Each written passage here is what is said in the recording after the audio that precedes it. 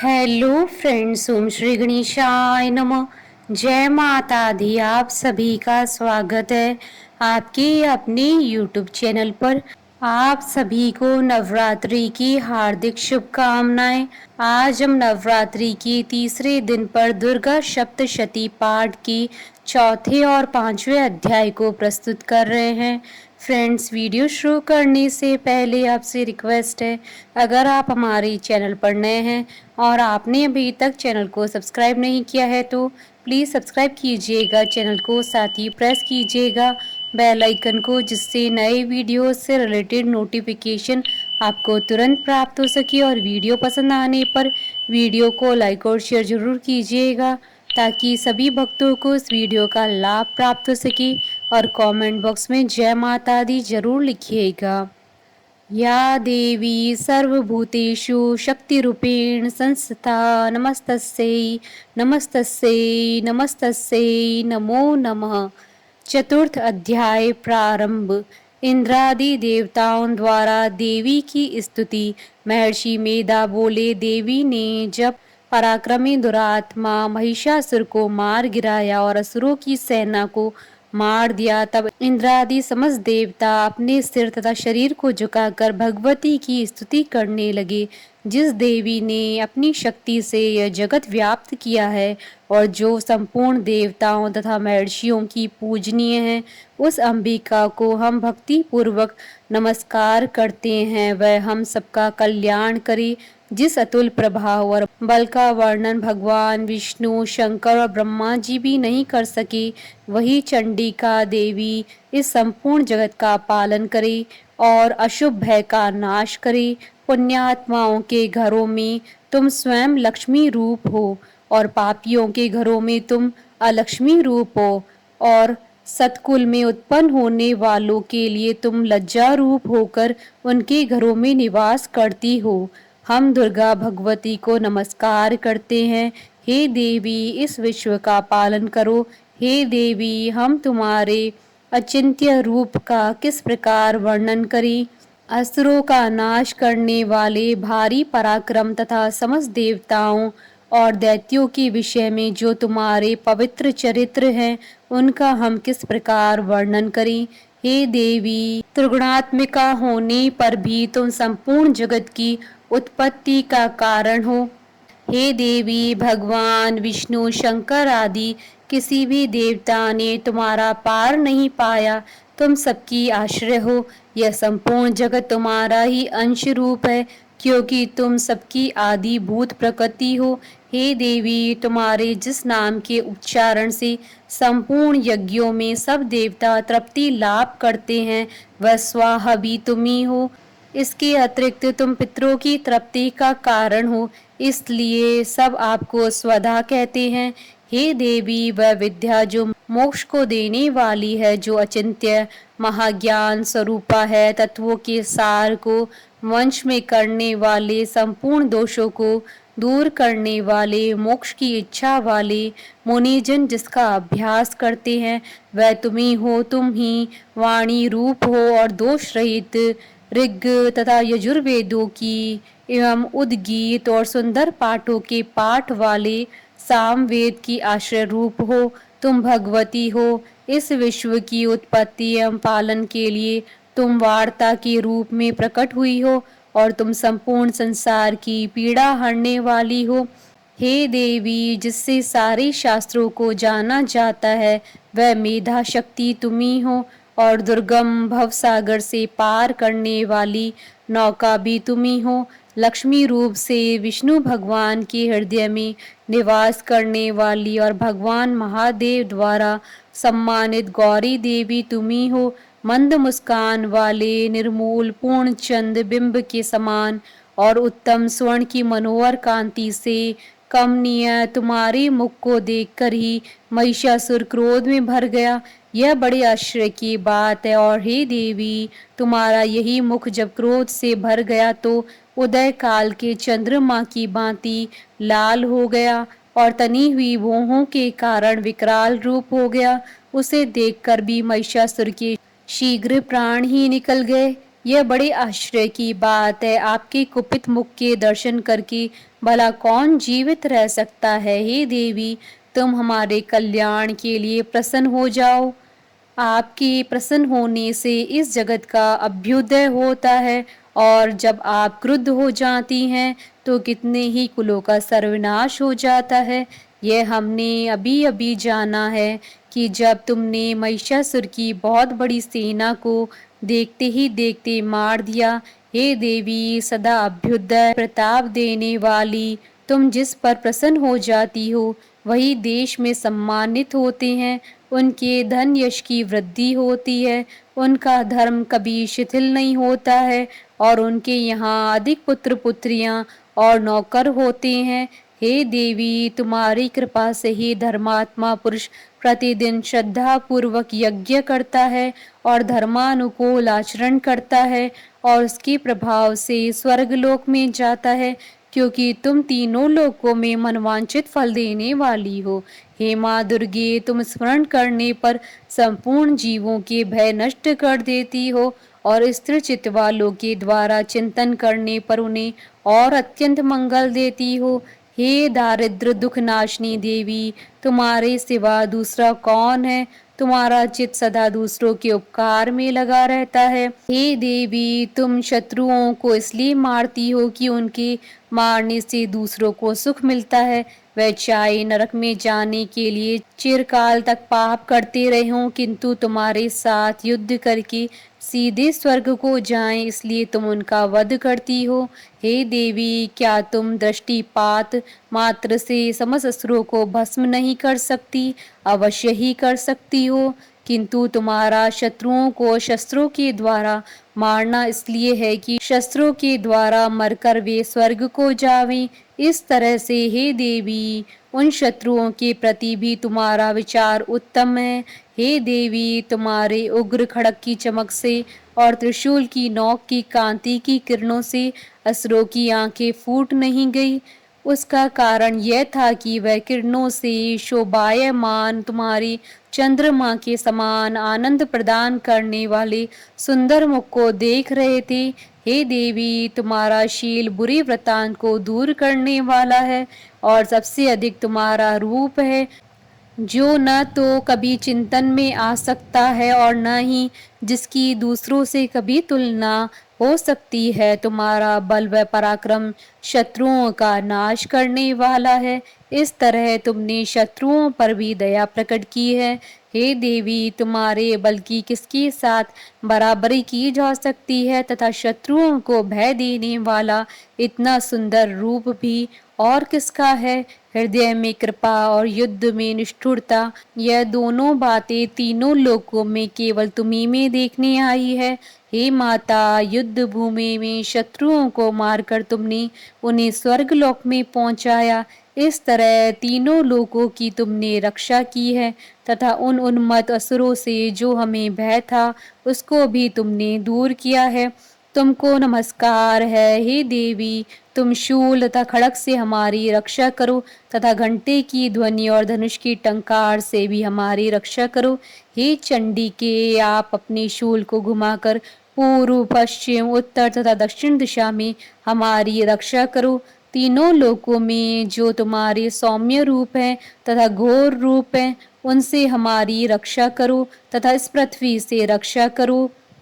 हे अंबिके, आपके कर पल्लवों में जो खड़ग शूल और गदा आदि शस्त्र शोभा पा रहे हैं, उनसे हमारी रक्षा करो। महर्षि बोले कि इस प्रकार जब सब देवताओं ने जगत माता भगवती की स्तुति की और नंदन वन के पुष्पों तथा गंध अनुलेपों द्वारा उनका पूजन किया, और फिर सबने मिलकर जब सुगंधित व दिव्य धूपों द्वारा उनको सुगंधि निवेदन की, तब देवी ने प्रसन्न होकर कहा, हे देवताओं, तुम सब मुझसे मनवांछित वर मांगो। देवता बोले, हे भगवती, तुमने हमारा सब कुछ कार्य कर दिया, अब हमारे लिए कुछ भी मांगना बाकी नहीं रह गया, क्योंकि तुमने हमारे शत्रु महिषासुर को मार डाला है।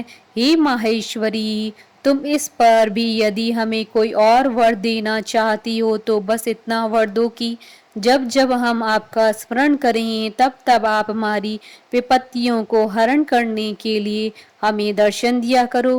हे अंबिके, जो कोई भी तुम्हारी स्तुति करे तुम उनको वित्त समृद्धि और वैभव देने के साथ ही उनके धन और स्त्री आदि संपत्ति बढ़ावे और सदा हम पर प्रसन्न रहे। महर्षि बोले, हे राजन, देवताओं ने जब जगत के लिए तथा अपने लिए इस प्रकार प्रश्न किया तो बस तथास्तु कहकर देवी अंतर्ध्यान हो गई।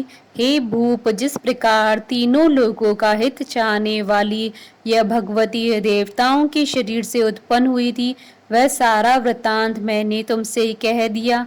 और इसके पश्चात दुष्ट असुरों तथा शुंभ निशुंभ का वध करने और सब लोगों की रक्षा करने के लिए जिस प्रकार गौरी देवी के शरीर से उत्पन्न हुई थी, वह सारा वृतांत मैं यथावत वर्णन करता हूँ। इति श्री दुर्गा सप्तशती पाठ का चतुर्थ अध्याय संपूर्ण हुआ। पांचवा अध्याय प्रारंभ।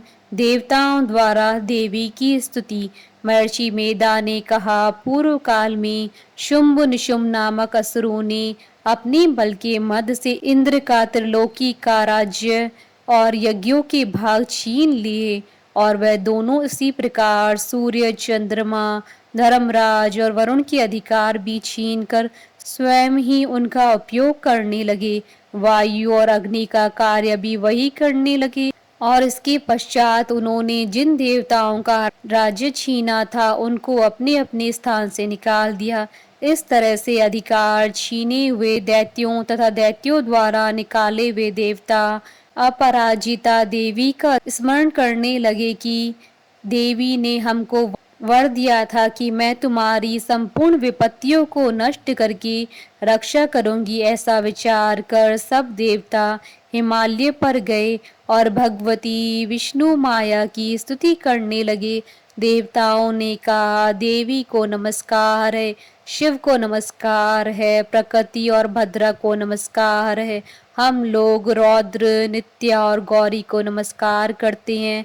ज्योत्सनामयी, चंद्र रूपिणी व सुख रूपा देवी को निरंतर नमस्कार है। शरणागतों का कल्याण करने वाली वृद्धि और सिद्धि रूपा देवी को हम बार बार नमस्कार करते हैं। और नैत्रती राजाओं की लक्ष्मी तथा सवाणी को नमस्कार है। दुर्गा को दुर्ग स्थलों को पार करने वाली दुर्गपारा को सारा, सर्वकारिणी ख्याति कृष्ण और धूम्र देवी को सदैव नमस्कार है। अत्यंत सौम्य तथा अत्यंत रौद्र रूपा को हम नमस्कार करते हैं, उन्हें हमारा बारंबार प्रणाम है। जगत की आधारभूत कृति देवी को बार बार नमस्कार करते हैं। जिस देवी को प्राणी मात्र विष्णु माया कहते हैं उसको नमस्कार है, उसको नमस्कार है, उसको नमस्कार है। जो देवी संपूर्ण प्राणियों में चेतना कहलाती है उसको नमस्कार है, उसको नमस्कार है, उसको नमस्कार है। जो देवी संपूर्ण प्राणियों में बुद्धि रूप से स्थित है उसको नमस्कार है, उसको नमस्कार है, उसको नमस्कार है। जो देवी सब प्राणियों में निद्रा रूप से विराजमान है उसको नमस्कार है, उसको नमस्कार है, उसको नमस्कार है। जो देवी संपूर्ण प्राणियों में शुद्धा रूप से विराजमान है उसको नमस्कार है, उसको नमस्कार है, उसको नमस्कार है। जो देवी संपूर्ण प्राणियों में छाया रूप से स्थित है उसको नमस्कार है, उसको नमस्कार है, उसको नमस्कार है। जो देवी सब प्राणियों में शक्ति रूप से स्थित है उसको नमस्कार है, उसको नमस्कार है, उसको नमस्कार है। जो देवी संपूर्ण प्राणियों में तृष्णा रूप से स्थित है उसको नमस्कार है, उसको नमस्कार है, उसको नमस्कार है। जो देवी सब प्राणियों में शांति रूप से स्थित है उसको नमस्कार है, उसको नमस्कार है, उसको नमस्कार है। जो देवी सब प्राणियों में जाति रूप से स्थित है उसको नमस्कार है, उसको नमस्कार है, उसको नमस्कार है। जो देवी सब प्राणियों में लज्जा रूप में स्थित है, उसको नमस्कार है, उसको नमस्कार है, उसको नमस्कार है। जो देवी संपूर्ण प्राणियों में श्रद्धा रूप से स्थित है, उसको नमस्कार है, उसको नमस्कार है, उसको नमस्कार है।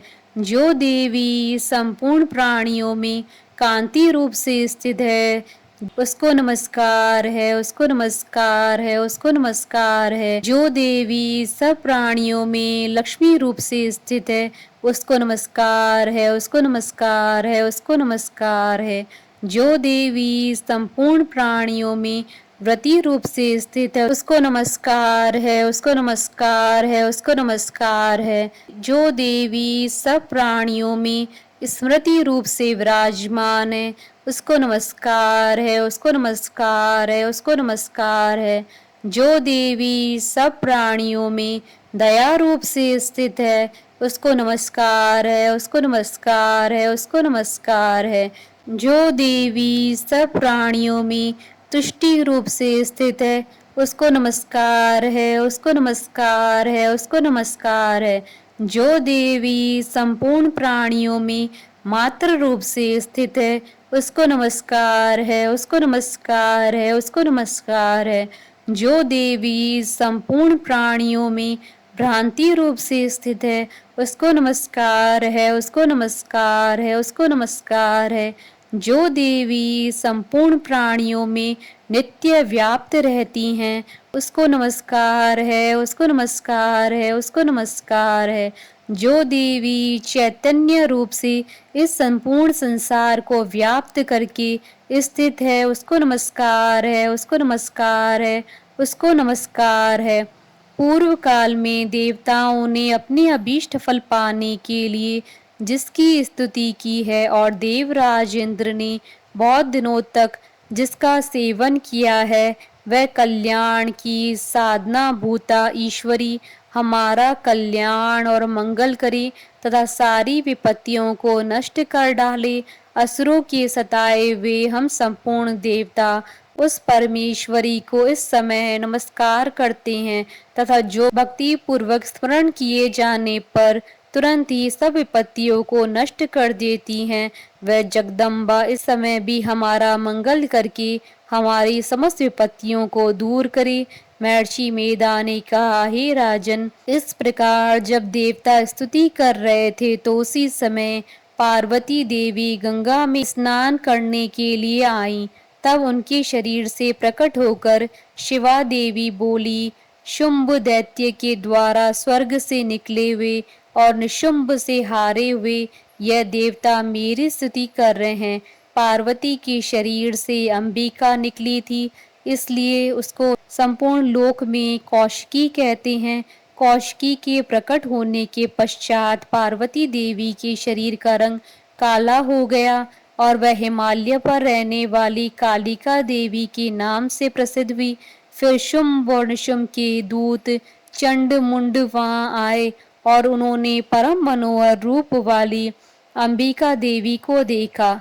फिर वह शुंभ के पास जाकर बोले, महाराज, एक अत्यंत सुंदर स्त्री हिमालय को प्रकाशित कर रही हैं। वैसा रंग रूप आज तक हमने किसी स्त्री में नहीं देखा है। हे असुरेश्वर, आप यह पता लगाएं कि वह कौन है और उसको ग्रहण कर लें। वह स्त्री स्त्रियों में रत्न है। वह अपनी कांति से दसों दिशाओं को प्रकाशित करती हुई वहां स्थित है, इसलिए आपका उसको देखना उचित है। हे प्रभु, तीनों लोगों के हाथी, घोड़े और मणि इत्यादि जितने रत्न हैं, वह सब इस समय आपके घर में शोभायमान है। हाथियों में रत्न रूप ऐरावत हाथी और उच्ची श्रवा नामक घोड़ा तो आप इंद्र से ले आए हैं। हंसों द्वारा जुता हुआ विमान जो कि ब्रह्मा जी के पास था, अब भी आपके पास है। यह महापद्म नामक खजाना आपने कुबेर से छीना है। समुद्र ने आपको सदा खिले हुए फूलों की किंजलकनी नामक माला दी है। वरुण का कंचन की वर्षा करने वाला छत्र आपके पास है। रथों में श्रेष्ठ प्रजापति का रथ भी आपके पास ही है। हे दैत्येंद्र, मृत्यु से उत्क्रांति का नामक शक्ति भी आपने छीन ली है और वरुण का पाश भी आपके भ्राता निशुंभ के अधिकार में है। और जो अग्नि में न जल सके ऐसे 2 वस्त्र भी अग्निदेव ने आपको दिए हैं।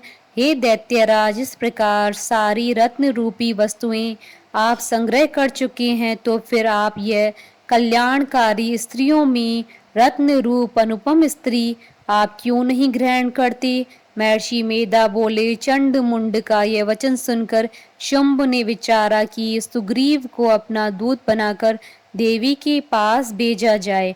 प्रथम उसको सब कुछ समझा दिया और कहा कि वहां जाकर तुम उसको अच्छी तरह से समझाना और ऐसा उपाय करना जिससे वह प्रसन्न होकर तुरंत मेरे पास चली आए। भली प्रकार समझा कर कहना। दूत सुग्रीव पर्वत के उस रमणीय भाग में पहुंचा जहां देवी रहती थी। दूत ने कहा, हे देवी, दैत्यों का राजा शुंभ जो इस समय तीनों लोकों का स्वामी है, मैं उसका दूत हूँ और यहाँ तुम्हारे पास आया हूँ। संपूर्ण देवता उसकी आज्ञा एक स्वर से मानते हैं। अब जो कुछ उसने कहला भेजा है वह सुनो।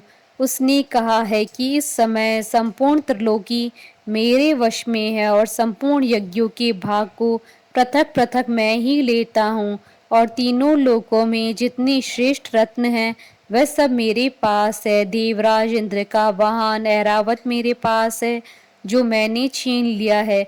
उच्च श्रवा नामक घोड़ा जो क्षीर सागर मंथन करने से प्रकट हुआ था उसे देवताओं ने मुझे समर्पित किया है।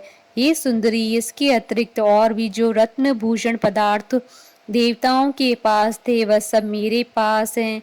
हे देवी, मैं तुम्हें संसार की स्त्रियों में रत्न मानता हूँ क्योंकि रत्नों का उपभोग करने वाला मैं ही हूँ। हे चंचल कटाओं वाली सुंदरी, अब यह मैं तुझ पर छोड़ता हूँ कि तुम मेरे या मेरे भाई महापराक्रमी निशुंभ की सेना में आ जाएं। यदि तुम मुझे वरोगी तो तुझे अतुल महान ऐश्वर्य की प्राप्ति होगी। अतः तुम अपनी बुद्धि से यह विचार कर मेरे पास चली आओ। महर्षि मेधा ने कहा। दूत के ऐसा कहने पर संपूर्ण जगत का कल्याण करने वाली भगवती दुर्गा मन ही मन मुस्कुराई और इस प्रकार कहने लगी। देवी ने कहा, हे दूत, तू जो कुछ कह रहा है वह सत्य है और इसमें किंचित मात्र भी झूठ नहीं है। शुंभ इस समय तीनों लोकों का स्वामी है और निशुंभ भी उसी की तरह पराक्रमी है, किंतु इसके संबंध में मैं जो प्रतिज्ञा कर चुकी हूँ उसे मैं कैसे जुटला सकती हूँ। अतः तू मैंने जो प्रतिज्ञा की है उसे सुन। जो मुझे युद्ध में जीत लेगा और मेरे अभिमान को खंडित करेगा तथा बल में मेरे समान होगा वही मेरा स्वामी होगा। इसलिए शुंभ अथवा निशुंभ यहाँ आवे और युद्ध में जीतकर मुझसे विवाह कर ले।